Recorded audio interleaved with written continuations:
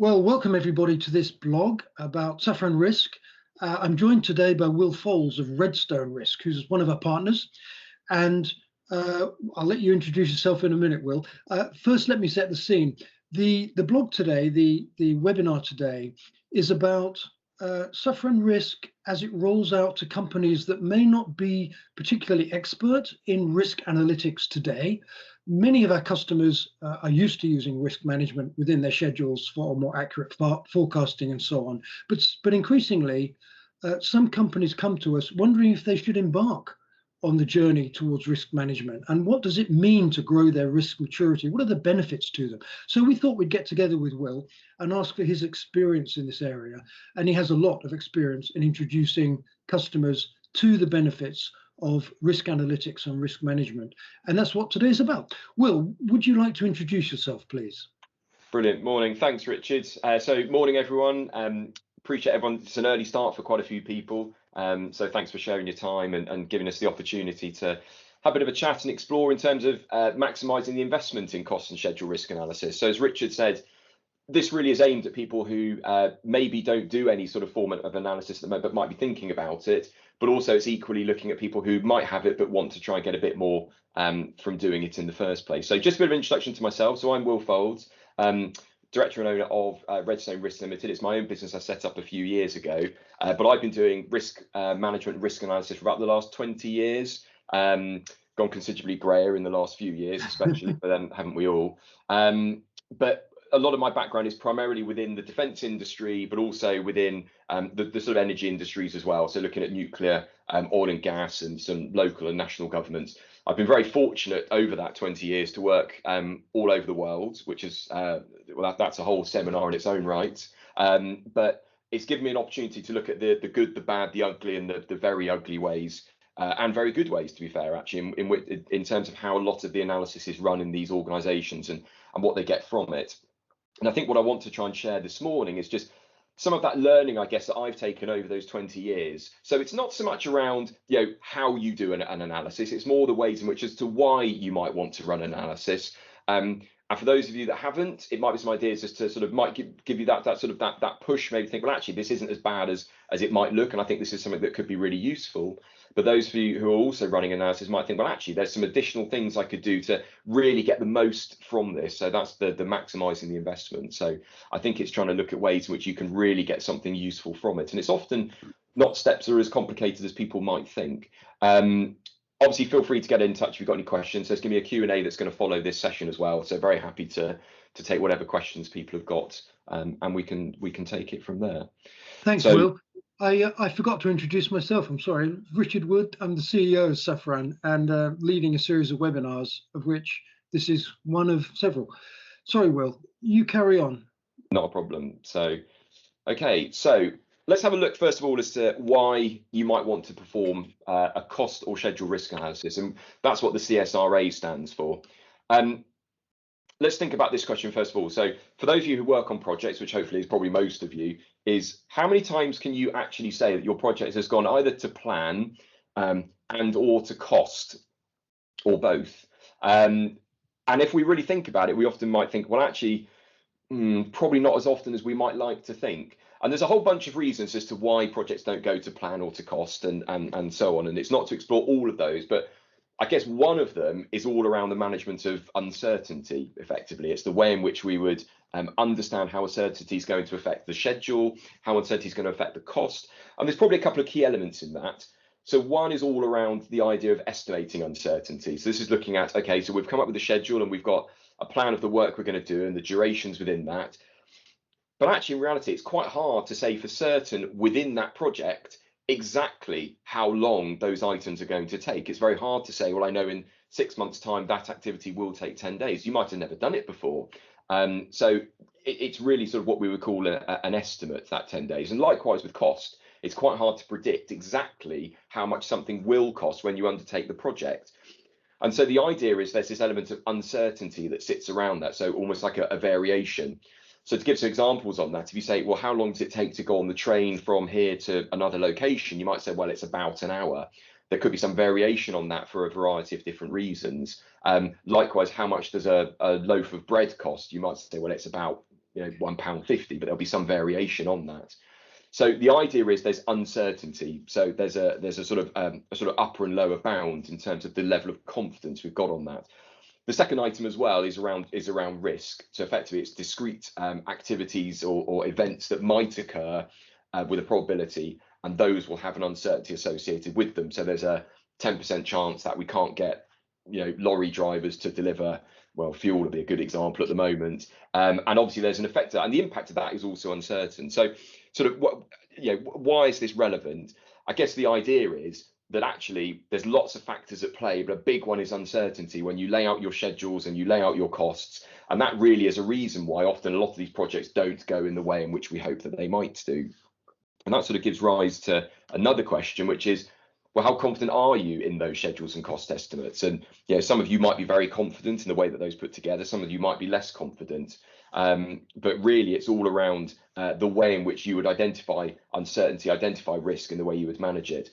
And a really important part of this, of understanding the effect of these, is risk analysis. So tools such as Safran Risk are very good in trying to understand, okay, so if I take my schedule and I put within that the uncertainty I've got on the durations, the risks, I could put uncertainty on the costs, we can have cost risks, we can then run it through a tool such as Safran Risk, and then you can get an idea of, okay, I've got an idea now of roughly how long something's going to take, how long something's going to cost, and importantly, what I can do about it.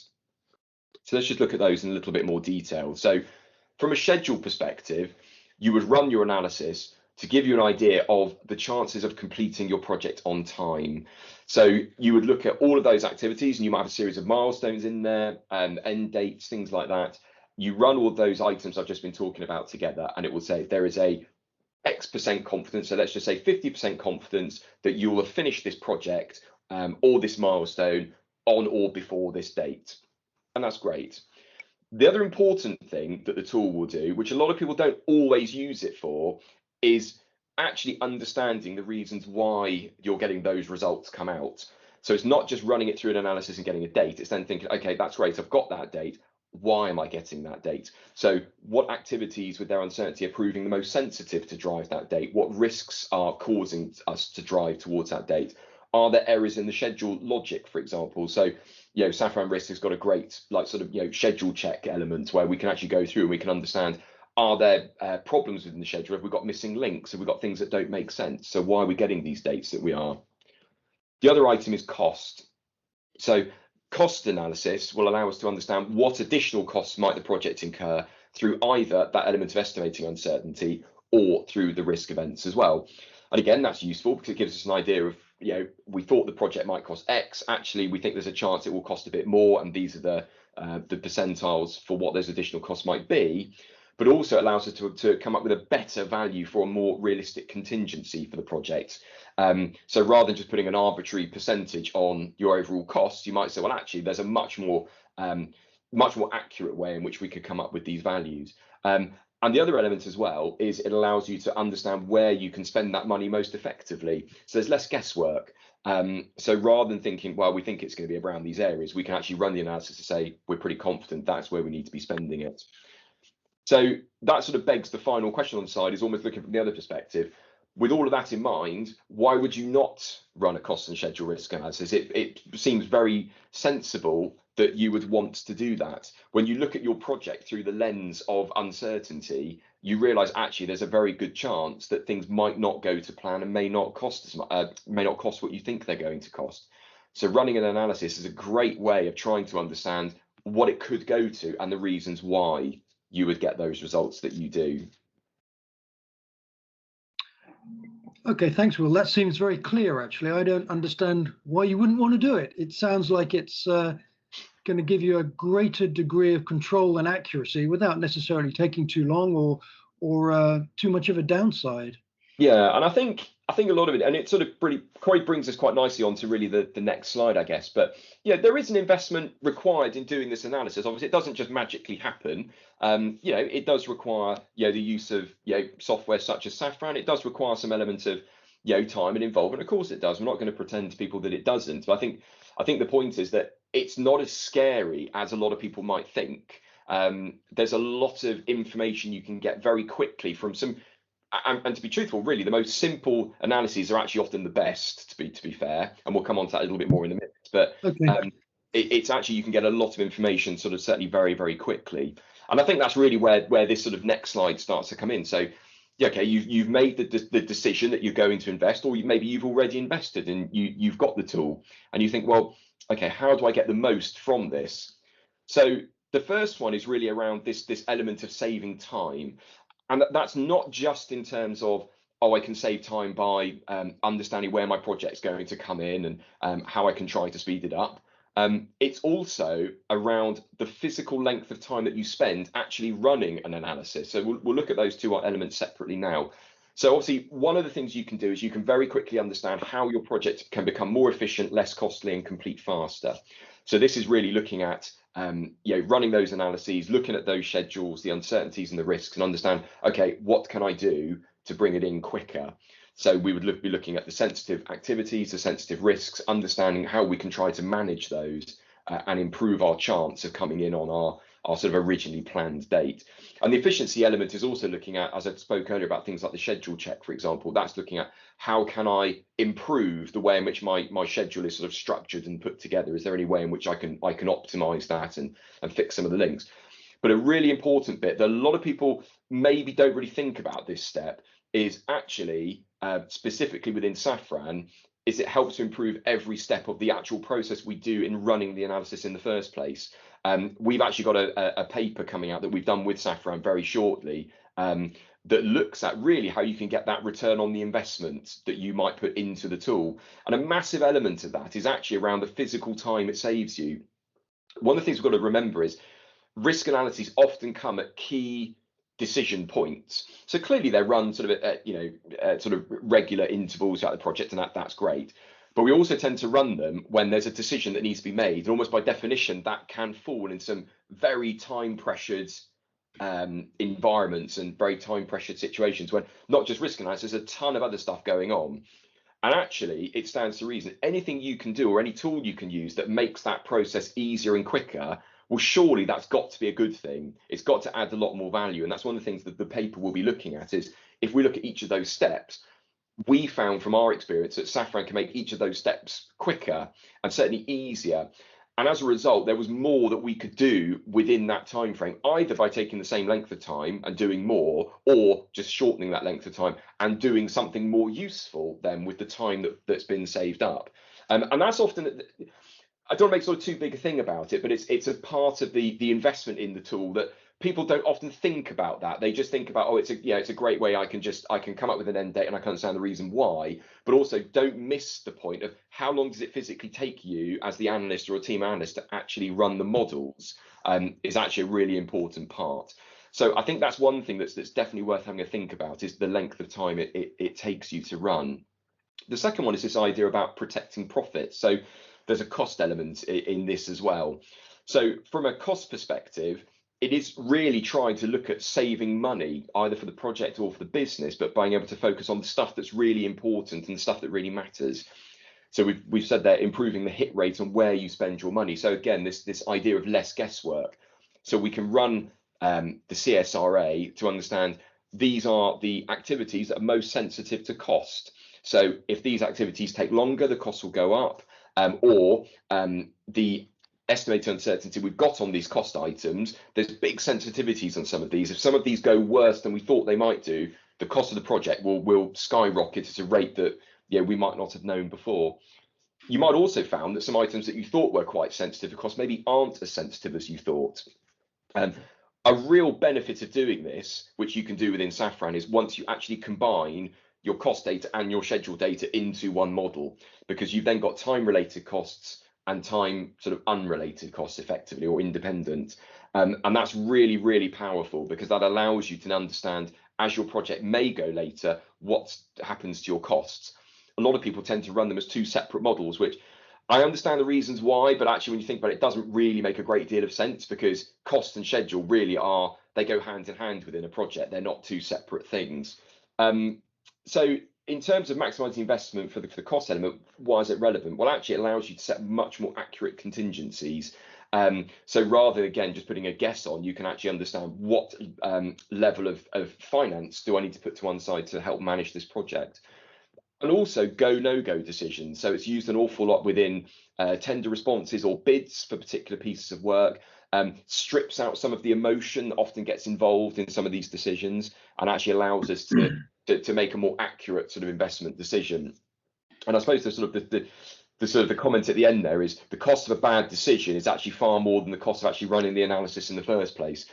And that might sound sort of an easy thing to say, but there's probably a lot of truth in that. And I'm sure a lot of us have got stories about where, you know, a bad decision's been made. Actually, some relatively simple risk analysis might have prevented us getting in that place in the first place. And to me, the biggest one is all around communication. So we've not really talked about this so far. So it's not just about running a model and coming up with your schedule and cost output. It's actually thinking, how can I use this as a tool to help me within my project gain the engagement of both the people that I work with, but also those people who are looking to make a decision on what we're doing. And this is such an important thing. And I've got a story that I'll come on to in a minute that sort of really hammers this home. But it's a great way of engaging senior decision makers and other people within projects to understand the reasons why your project might be late or cost more. And importantly, what can they do to try to help? I suppose it does also help you maybe gain some respect along the way as well, because if you can be the person who's trying to flag this up to people, it's got to be a good thing. And it's a really, really good tool for improving collaboration and engagement amongst the teams. To sort of elaborate that, sometimes I suppose risk data, and this was a reason really for setting up the business in the first place, was risk can be quite a dry subject. I think if we're honest with ourselves, a lot of people, risk review isn't often the review that people want to go to, especially on a Friday afternoon. It doesn't really get people that excited. And I get that. And I think it's because often a lot of people will sit around looking at a screen, filling in a risk register and everything else. And that's kind of the world of risk that people see. And actually, there's a huge amount more to it. What risk analysis does is it allows that data to sort of almost come a bit more to life. So when you've got your schedule and you bring that risk data and the uncertainty data into it, you start to see stuff physically move on a screen, and you can start to see people all of a sudden get quite interested in it. It's like, oh, I didn't realize if that risk happened, then the dates move here or this, that, and the other. And it gets people talking in a different way rather than just sat around a table looking at a screen doing nothing. And I think that's such an important point that, again, a lot of people, maybe when they make the investment in a CSRA tool, don't often think about that. It's often just to satisfy an immediate requirement for a cost and schedule. Actually, probably the most useful thing I've seen from it is actually just getting people talking and engaging with one another. Do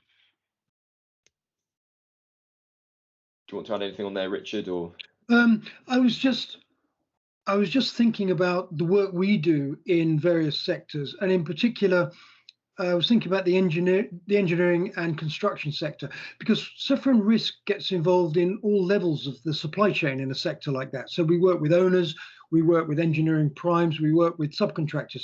And what we're noticing is a very marked trend at the moment. So whereas a few years ago, certainly subcontractors and probably the prime contractors didn't do much with risk, they do absolutely now. And we see companies bidding for work with owners and winning it on the basis of the accuracy of their bid documents, and they are risk adjusted documents. Yes. And so we see a knowledge of risk is essential to win business in that sector right now, whereas a few years ago it probably wasn't. So and that's about improved communication. That's about telling the owner, you know what you're doing. And okay, you might say the project is likely to come in 3 months later than some of your competitors, but here's the science behind it, and we believe in this. And that really wins business. Yes, absolutely. I mean, actually, that plays again. It sort of plays really nicely actually into my next slide. So I've got there's an interesting story in this. So those of you who might remember, I presented at back in Stavanger, I can't remember, a few years ago, but at one of the Safran sort of user days. And I was known then because we have pictures of big military hardware. So for those of you who know me, know that I have to have a picture of some sort of big piece of military equipment in here. We've got a ship in here at this instance, but there's a great story on that, Richard, in terms of being able to really engage with your clients, with your customers, and getting them on board. So I worked on a project a few years ago. I won't go into too much detail on it clearly, but it was a project related with the sort of the maintenance of a Royal Navy vessel, and we had the client that we were doing the work with in terms of running analysis. So they were doing the physical work, and then they had their customer. So let's say in this case the Ministry of Defence. And I suppose over the years, a lot of these big defence projects have run, and not just specifically within this domain, but generally, we'd all see it on the news. Projects were generally over budget, over time, and all sorts of things. And I suppose, from a taxpayer's perspective, people are getting a bit fed up as to the reasons why, and there's a multitude of reasons why. But we went in to do an analysis on this particular project, and we had a customer who really started with the mindset of, well, the project's too late, it's going to cost too much. Why should I be interested in all this analysis stuff? Because it's just going to tell me stuff I don't really want to know. Anyway, so we liked a challenge, and we sort of slowly started to kind of sort of chip away at thinking, okay, right, well, let's start with the schedule of work. Let's sit down and let's look at what it is, the package of work that they've been given to do. Okay, so that was all planned up and scheduled up. We ran that through the risk tools, and we started to look at, okay, well, there's some bits of logic here that don't make sense, and we started to sort of play around with that. And the customer would sort of sometimes pop in, and he would sort of see what we're doing, and he could see that there's a bit of work going on, and he was like, okay, that's quite good. And we got to a point when eventually we could start to almost show them, look, the schedule is of really good health, effectively. So we might not like the dates and so on, but let's not worry about that. The schedule is actually constructed in the right ways, and there's no sort of issue there. And then what we started to look at is, okay, let's look at the level of uncertainty we've got on some of these durations. So first of all, we'd say, okay, let's look at everything within 50 days of the critical path, let's say. And what we do is we go through and we do a sort of detailed work through with all the teams involved, and we made sure that the customer was present through all of these conversations. So we've got the schedule and the risk model up on the screen, and we're going through it. And a conversation would start where it'd be sort of, well, I'm not sure about the customer would say, well, I'm not sure about these durations. Anyway, and then the project team would be able to say, well, actually, no, that is correct, because so we've estimated it at 20 days. Actually, there are some reasons why it could be a bit less, could be a bit more, and they would explain the reasons why. And eventually, the customer was like, okay, yeah, I can sort of see that. And then we would then gather all the risk data, and eventually, and they would be involved in that. And then we would run that through the model, and we get an output. And they'd be initially like, well, don't really like the P50 dates, don't really like the P90 dates. What can we do about it? And so then we would run the analysis, and then we would start to say, well, actually, these are the reasons why. So these are the activities causing these dates. These are the risks that are causing these dates. And we'd be involved with him, and we'd be going through the list, and we'd do a bit of refinement. We think, okay, well, that's maybe mapped onto the wrong thing, so on and so forth. But what you could start to sense as time went on was, I use the phrase about getting his fingerprints effectively all over the numbers, because what he was doing is he was starting to get very actively involved in the reasons why we were getting the results that we were. And we eventually worked ourselves into a position where he was like, well, actually, yes, I now completely understand why we're getting the dates that we're getting. So initially, I didn't really like it. But now we've been through analysis and you've involved me in that process, and that's a massively important point. Now you've involved me in that process, I can now see why we're getting the results that we're getting. And we eventually got to a point where that customer then ended up becoming a major advocate for the way in which this was done on these projects. And he was then able to sell, effectively, those results to his lords and masters. And that was such a powerful position to work ourselves into. So we'd gone from a position of just running an analysis and saying those are the results to end up having the customer actually sell the results on our behalf to someone else. Was an incredibly powerful thing to go through. And again, it's very important because a lot of people will just use these tools or perform an analysis just to get a date. Actually, if you can involve people within that process, actually you'll find people started to actually quite enjoy it. He actually really got into it, and he would look forwards to the risk sessions, and we'd go through it on the board, and a great conversation would come out about why some particular pump system was coming up high on the tornado chart, and then we could explain the reasons why and be like, yeah, okay, it kind of makes sense. Yeah, I get that. And it was just incredibly powerful just to see the transition, of 180-degree turn of someone who was anti to actually becoming a great salesperson. And if you've got your customer in that position, our job was largely done. And it was an incredibly useful thing, and something really we've tried to sort of take forward into a lot of the other projects. And I hope that's an idea that for some of you who have maybe got the tool or are using it, see if you can get yourself into that position. The more you can engage with people and get them involved, you actually find people really started to quite enjoy it. So yeah, it was a really great experience. That's a good story. Thanks, Will. It's good to see the enthusiasm around risk. It's not just a dry old subject. It's actually very real, and it's quite good fun sometimes. Yeah. It is. I think some of it is just the fact that in the past, a lot of people just see risk as sitting down in a risk review, going through a risk register. Yeah. What we're trying to do, I guess, with these analysis is we're making that data come to life. Now that sounds a bit of a cliche, but it really is true. We're trying to, when you marry that together with a schedule, it becomes much more interesting. And I think it's just that bit that people often miss that aspect. So it's really, really useful. So, okay. And then I think just in terms of sort of the closing slide I've got, this is just starting to look at a few maybe sort of takeaway points for people to take away, just have a think about how can I really get the most from doing this? How can I make this really effective? And I guess sometimes really the most simple models are often the best. Sometimes people take a long time building models, and that's great, and there's some great stuff out there. But often you don't always get a huge amount of value the more hours you just pour into it.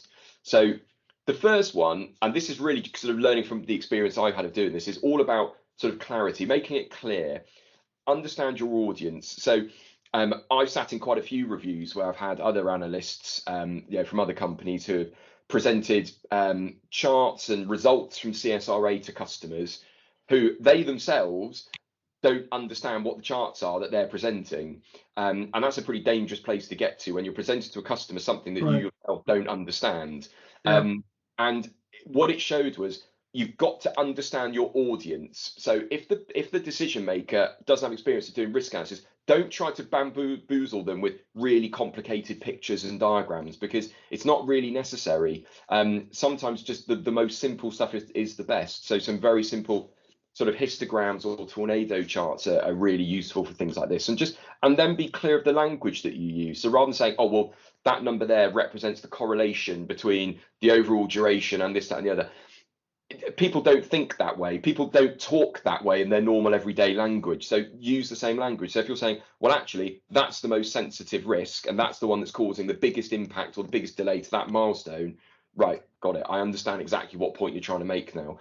So just be mindful of the language that you would use and the diagrams that you would use, and think about that when you're doing an analysis. What does that person at the end want from this? Analysts are very good at making outputs very interesting to other analysts, but we don't really present to other analysts, if that makes sense. You're normally doing this to help someone else make a decision. That person isn't an analyst. So just be mindful of the charts and the language you would use when you would be explaining it. So I think that's probably the first point. The next one is all about trying to make it relevant. And I think the point here is you don't just have to do one model. There is no one set version of the future that exists. So the model that you would run would be effectively a scenario. It would be, this is what we think is going to happen within that project, or this series of costs. But remember, you can run a series of scenarios on that very, very quickly. You don't have to build them all over again. Sometimes decision makers can make best decisions when actually they're looking at a range of different outcomes. So you might say, well, if we took these risks out, the result is this. If these risks were much worse than we thought, it might look like this. We use the phrase stress testing as well, which is a phrase a lot of us would have heard from the banking crisis, but it's relevant here in terms of what we're doing is we're looking at what is the ability of the schedule we've done to withstand a shock of some sort. So going back to the warship example, we've done some things where you might say, well, what's the chance of the schedule withstanding a 10 or 12 week delay, let's say, within a particular area that we might not have really thought about, but it gives you an idea of the ability of the schedule to withstand a sudden shock within it. It's really quick to do, really easy, but very few people seem to do it. And actually, that's sometimes really, really useful information to get. And you can do it as almost like little color-coded diagrams of like red, amber, green based on where it can withstand and where it can't. But I think the point there is is about making it relevant. Just remember, you don't have to run just one model. You can run a series of models to get much richer sort of decision making.